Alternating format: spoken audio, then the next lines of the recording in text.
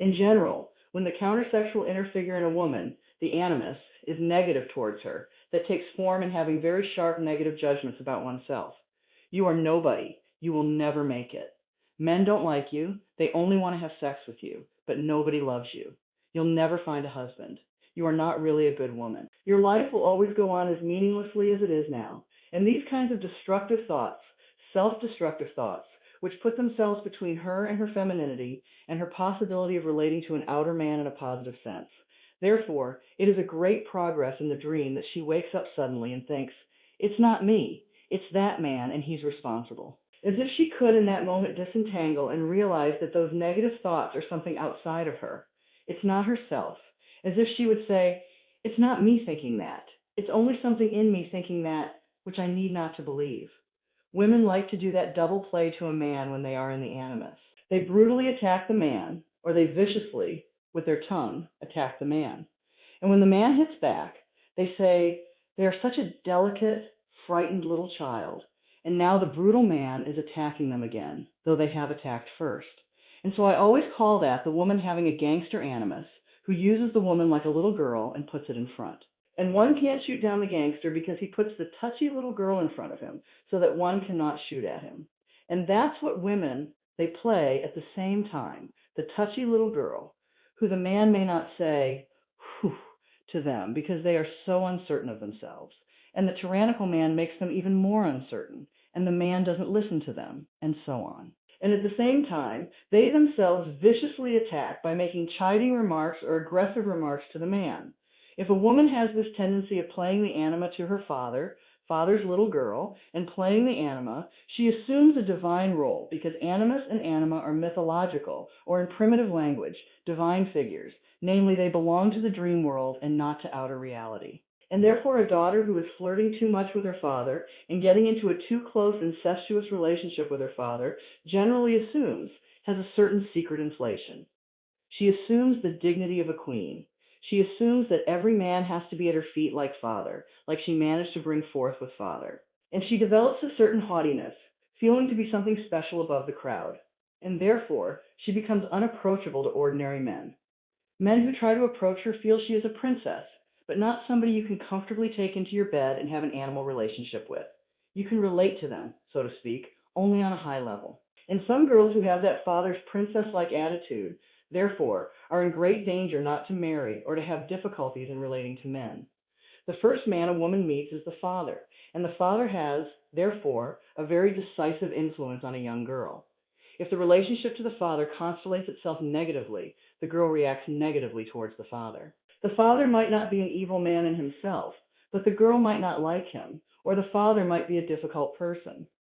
Then there's generally later also difficulties with men and difficulties to find her own masculine side. In other words, the animus, her own masculinity, is a problem to her, and such a woman also tends to behave towards herself as her father did to her. If the father was tyrannical, later, even if the father has died, the woman tyrannizes herself with ideas and opinions which still come from the father image. And so the detachment from the father and the relationship to the father plays always a big role in the development of a woman. The beginning of the dream tells us that she's trying to approach and to look after her own femininity. And at that moment, the father walks up, Anne. See, it's not her real father, but it is in the dream called her father, and it's a chief of police. And that shows that the image of the real father has become within her a chief of police. That would be that she now tyrannizes herself with rules of behavior. In actual life, she has decided to become a good mother, and she forces herself in a tyrannical, harsh, authoritarian way to be a good mother. Her home, her children, and she in the family life has to be the way she thinks is right. But that's why the dream says it's the chief of police. The police is mainly engaged to look in a very collective, undifferentiated way that things go on orderly, conventionally orderly. And so the chief of police is that animus in woman who wants authority, order, behaving like everybody else, not doing anything shocking to everybody. And then the chief of police declares the woman to be crazy. So that would be a secret voice in her that whenever she follows her own feeling, something says, no, that's crazy, don't do that, you are crazy if you do that. Many people repress things within themselves by calling them crazy. The animus actually does interfere with the maternal feelings in certain women when they have not a strong maternal instinct. Then, For instance, the chief of police, tells them that they should not get angry. Let's say a child misbehaves and whines and spills the soup over the plate. Then it is a natural reaction to get angry and to shout a bit. If it doesn't go too far, it's quite normal for a child to accept that. But then the chief of police says, no, that's not good education. The child will have a trauma. And then she swallows it and gets angry and does something much worse to the child. That's why in this dream the woman goes to the toilet and vomits. She obviously swallows too much, which she can't swallow, which she should not swallow. You vomit if you have eaten something you shouldn't eat. And if your stomach refuses, she stomachs too much. So I would have the guess that very often her children annoy her. And instead of howling on top of your voice, you are impossible. Brats go to hell. She swallows everything. And children like strong reactions if they are carried by a loving undertone. Well, the classical example of the destructive animus, whom the woman has at all costs to escape, is the famous fairy tale of Bluebeard, where she gets into a castle where the owner, she discovers secretly, has cut up and slaughtered all his former wives. And when she discovers this terrible secret, she can only just with the help of her brothers escape again. So that is the classical image of the destructive animus. If a woman cannot escape these self-destructive and self-annihilating thoughts, it might even lead to a severe psychological disturbance. Or at least such women who can't escape their Bluebeard become generally isolated, bitter women who have no men loving them and find no partner and live in bitter isolation, if not worse situation. It has to do with the animus, namely with that they allow self-destructive opinion, impulses, actions to rape their psychological personality. They rape, so to speak, themselves with the animus. I have, for instance, often when I have indulged in destructive thoughts about myself or about my work, dreamt of being pursued by hostile men. The dream saying those negative thoughts are not you. They are hostile, enemy you, and you should run away from these kind of thoughts. They destroy you if you stay with it. The woman who is annoyed with her little boy spilling the whole soup, her natural feeling would be saying, damn it, now you have again spilled the soup. And then the pedagogic animus says in her, you mustn't speak loud to your little boy. That's pedagogically not wise. Then she rapes her feeling. With her opinion that she shouldn't speak up, she rapes her natural feeling. She rapes her feminine reaction by having an opinion that she shouldn't have a feminine natural reaction. I remember once I dreamt that a murderous burglar came into my bedroom, and I woke up with a cry of fear. And I went through what I had thought the evening before. I had had a very peaceful, quiet day before, which didn't amount for such a terrible dream. And then I remembered that before going to bed, I thought, the book I'm writing is all nonsense, and I must throw it away. And I thought, I thought that. Then when I had the dream, I thought, no, I don't think that. It thinks that in me, and I needn't believe it. And I could disentangle from the negative thought. I don't accept it. And the miracle happens in our dream, that by realizing this, what is that negative stuff in me, which always says, you are nobody, and you'll never relate properly to a man, blah, blah, blah, blah. That's not me. At that moment, he gets up and walks away. It's as difficult and as simple as all that. The dream shows her, if only you can wake up and see that this isn't you, you can send that devil who gives you those negative thoughts against you away from you. And then you can develop as a woman. Jung once said, women are absolutely lovely and charming, and chase the men till they reach the point of being married, and then they transform into devils and harass the man from morning till evening and so on. And that is because marriage is a being pinned down into a specific destiny and situation, and something in the woman resents it. Before you are married, you can dream about what you would do. You can dream about marrying a film reporter and traveling all over the world, or marrying a rich man and doing this, or marrying a farmer and having your own farm, or whatever your desires are. Your life is full of possibilities. But as soon as you marry that man you love and you want to marry, then you are pinned down to him for better and for worse, and something freedom-loving in the woman resents it. And that's why generally these kind of negative, animus, countersexual figures come up and attack them. And that becomes very often even worse during pregnancy. Because as long as there is not a child on the way, one can still toy with the idea one might divorce. But if a child is on the way, then one is really pinned down for the next 10, 15 years for sure. And therefore the wild, freedom-loving side in a woman revolts and attacks negatively. Generally, the poor husband has to pay for that. He is the one who caused it. He has put her into that pregnant situation and into that pinned-down situation. And modern women then say, now I'm always confined to this flat, and I cannot fulfill my personality, and I cannot do what I want to do. and it's his fault. Though she wanted to marry him, it's now his fault. But she does as much as she can develop her personality. But she says, now I have my husband and I wanted him, and I have a child and I wanted that child, and that's all right. But that doesn't prevent me from developing what else I have and want to do. We have to do simply both. Continue to develop your independent personality and accept the earthly confinement in faith. Naturally, one can't have the penny in the cake. I often say to young women, look here, you wanted that husband, you wanted those children, now you can't throw it all over and go to the university and become a university professor. You have to make a compromise. But you can, for instance, study.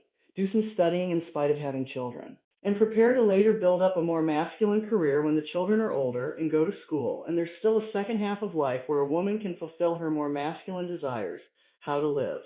A woman should be educated and should have a career, but she should not be possessed by it. She should not be carried away by it. Otherwise, she loses her feminine identity. But if she keeps her feminine identity, then it adds to her personality a spiritual dimension of activity, intelligence, willpower, and all positive qualities.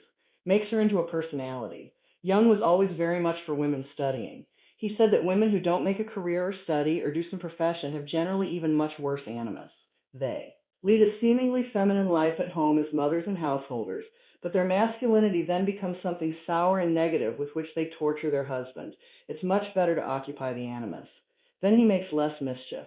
A man could just talk with her reasonably, but a man just generally gets irritated, and then he can't talk to her reasonably anymore. When she kind of, in a childish, plaintive, reproachful voice, reproaches him all the time that he is guilty for all her misery. Then he, having weak feeling, feels awkward and gets irritated. Either doesn't answer or slams the doors or picks up the newspaper and doesn't answer or turns on the television and sulks. And then she gets wilder and wilder. Women are great masters in keeping things hidden if they want to, and in societies where women are not allowed to rebel, they just swallow it all down and turn sour and bitter. And with us now, it's allowed to rebel, and therefore it comes out more. Generally, the man, if the woman attacks him with the animus, feels helpless and has a helpless, vague feeling that if he only could return her into the role of a woman, she would be right. And that's what gives him the impulse to just grab her, put her on the bed, and say, now you are a woman. Don't be a man. He expresses by that. Be a woman. You are my wife. You are not a man. And that's what gives him that impulse. It helps sometimes. The German word for convincing somebody is überzeugen, to overgenerate the other. And one can sometimes convince the animus that way. I've known quite often the husband just grabbing his wife and saying, now come on, stop babbling all that nonsense, and putting her right in the feminine position. Think, for instance, of a wife, and she learns that her husband has an affair. Then her feminine feeling and her personal feelings are deeply hurt. And if she would react in a feminine way, she would dramatically express to her husband that she's hurt. Instead of that, the animus, who is the masculine side, said, such a thing cannot go on. We must either divorce or he must stop his affair. You must set him a time. He must give up till the end of next month. This affair must be finished or not. You see there, this is talking like a lawyer. This is not talking like a woman. And if she doesn't even feel that way, her man friend and her woman friend will tell her, you must tell your husband that. And then she sails and she goes and she tells her husband, look here, this has to stop. This can't go on forever. I can't stand it. You have to make up your mind. Da da da da da da, talks like a lawyer. Now the husband only vaguely feels, this isn't my wife. This is a lawyer speaking to me. And so he explodes or gets sulky. All men, very often, when the women come as a man, they become women, then they sneak out or they begin to lie. And that infuriates her even more. And then you have the classical marriage battle, which is all over the world, the same from China till Canada. You could make a cliche of it, and it's always the same exchange of words. But the woman doesn't notice that she doesn't express her feelings. She thinks she expresses what she thinks is her true opinion. But if you look at it, the sentence generally begins with, one cannot do that. One cannot. It's generally a general impersonal cliche. Such a situation cannot be carried on. One cannot behave like that. Such situations always end like that. Instead of having an individual feeling reaction, there is no general rule. She has to follow her own feeling. It depends on what kind of affair her husband has, if she feels he needs that, or if she feels he is running into a disaster and she ought to prevent him if possible. It depends on 1,000 details, and that's why one cannot give a general recipe. That's normally anonymous, because it's a general opinion. One has not Being a married woman, one has not to put up with that stuff. That's a general opinion, and that does not take into account the specific situation. For instance, the poor husband might have not wanted to fall in love at all. He fell into it against his own will. So why should the woman then be furious with him? She should rather look at him as being sick. If he has the flu, she nurses him, and if he has love flu, she won't put up with it. Feeling. If the woman stays with her feeling, then she can see the whole personal implications, and she can see the whole situation in a very personal and differentiated way. And then she generally can find the wisdom to handle it somehow. While if she falls into the animus, then she goes along with collective rules, which make the man feel not to be understood anymore. What Marilyn Monroe has been to men, Valentino has been to women. He represents, so to speak, the ideal demon lover, where women are carried away into a romantic ecstasy and fantasize to be like the chic in modern films, to be carried away by the demon lover into a romantic, to aloneness. Generally, especially if they search women who are unhappy in their relationship to their husband or to their lover. Fantasy, therefore, of being carried away and having a secret nocturnal love affair with animus and anima. Animus and anima are therefore very ambiguous, very dangerous inner figures which have to be approached with great wisdom. They are the great mischief makers between men and women.